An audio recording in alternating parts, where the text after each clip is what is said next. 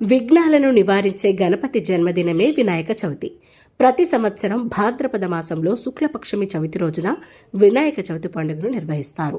ఆది దంపతుల ప్రథమ కుమారుడైన గణపతిని పూజించనిదే ఏ పనిని ప్రారంభించరు. వినాయకుని అనుగ్రహం ఉంటే అన్ని విజయాలే లభిస్తాయి. ఈ చవితి నాడు ఉత్సవాల్లో పెద్దలతో పాటు పిల్లలు కూడా ఉత్సాహంగా పాల్గొంటారు. పండుగలు ఎందుకు జరుపుకోవాలి? సంప్రదాయం, ఎంజాయ్, ఆధ్యాత్మికత, ఫ్యామిలీ కోసం. మీ సమాధానాన్ని మా కామెంట్ బాక్స్లో కామెంట్ చేయండి. కొన్ని ప్రాంతాల్లో గణపతి నవరాత్రులు నిర్వహిస్తూ ఉంటారు. ప్రతి ఇంట్లో వినాయకుడి బొమ్మను వివిధ రకాల పువ్వులు, పత్రితో పూజించి అనంతరం నిమజ్జనం చేస్తుంటారు. వినాయకుని నవరాత్రుల సందర్భంగా దేశంలోని వివిధ ప్రాంతాల్లో పలు సాంస్కృతిక కార్యక్రమాలను నిర్వహిస్తూ ఉంటారు. భారతీయ సంప్రదాయంలో అన్ని వర్గాలలో జరుపుకునే పండుగల్లో వినాయక చవితి అగ్రస్థానం. గత కొన్ని సంవత్సరాలుగా వినాయక విగ్రహాల తయారు చేయడానికి పర్యావరణ పరిరక్షణకు పెద్దపీట వేస్తున్నారు. మట్టితో గణపతి విగ్రహాల తయారీతో పాటు పర్యావరణ హితమైన రంగులను వాడుతూ ఉంటారు.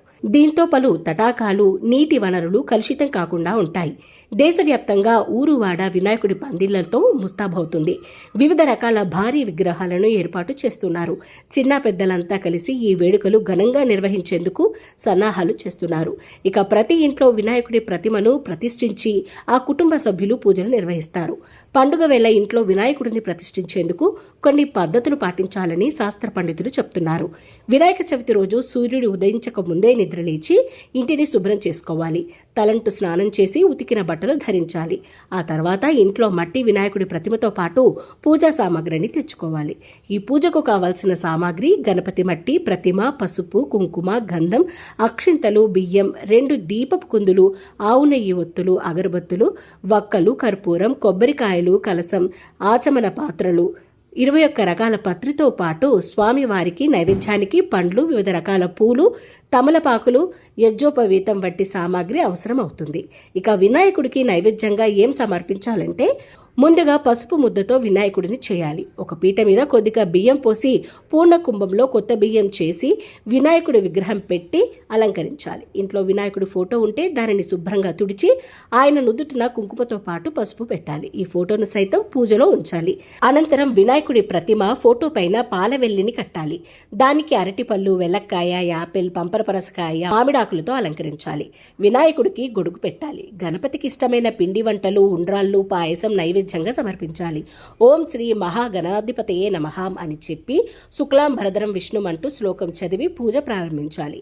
అనంతరం ఆచమనం స్వీకరించాలి. ఆ తర్వాత గణపతికి నమస్కరించి దైవ ప్రార్థన చేయాలి. ఆ క్రమంలో షోడశోపచార పూజ చేయాలి. ఆ తర్వాత పుష్పాలతో పూజిస్తూ అథాంగ పూజ నిర్వహించాలి.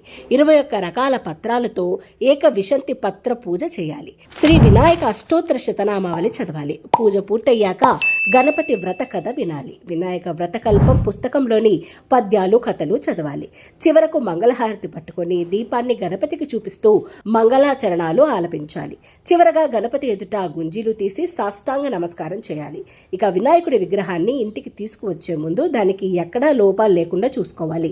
అంటే విగ్రహంలో వినాయకుడి చేతులు, తొండం విరగడం కానీ, విగ్రహంలో హెచ్చులుగా ఉండడం కానీ లేకుండా చూసుకోవాలి. హిందూ సంప్రదాయం ప్రకారం వినాయకుడి ప్రతిమలో మూషికం అంటే ఎలుక, ఓ దంతం, అంకుశం, మోదక ప్రసాదం ఖచ్చితంగా ఉండాలి. గణపతి పూజను ప్రారంభించడానికి ముందు జిల్లేడు ఆకులు, రేగుపండ్లు, రావి, దానిమ్మ, బిల్వపత్రాలు, గరిక, మారేడు, జమ్మి, ఉమ్మెత్త, పత్రి, మామిడి, గన్నేరు, అరటి ఆకులు, వెలక్కాయ, మొక్కజొన్న కంకులు, అరటిపళ్ళు, జాజి, బంతి పూలతో పాటు మీ ప్రాంతంలో దొరికే రకరకాల పండ్లు, పూలతో స్వామివారిని పూజించాలి.